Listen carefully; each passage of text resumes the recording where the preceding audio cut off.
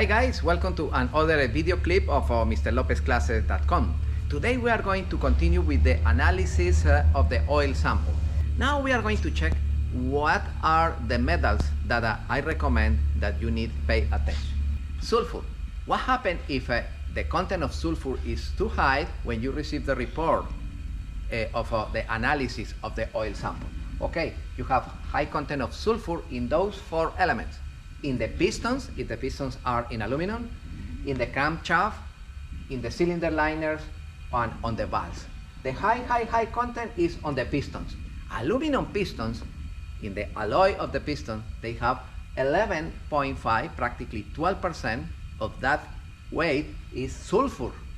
Wow, sulfur, incredible. What happens if I have problem with the pistons? Loss of compression, loss of power, and a blue smoke. Yeah, of course, if the pistons are wear, you have loss of compression, loss of power, blue smoke, and probably the temperature is going up. This is because I have high content of sulfur on the piston, aluminum pistons. Other element is on the cylinder liners. Once again, loss of power, loss of compression, blue smoke. This is why you need always check. If you have high level of sulfur, check the compression. Check the compression in your engine and verify what is the cylinder with low compression. And in that cylinder, check the temperature.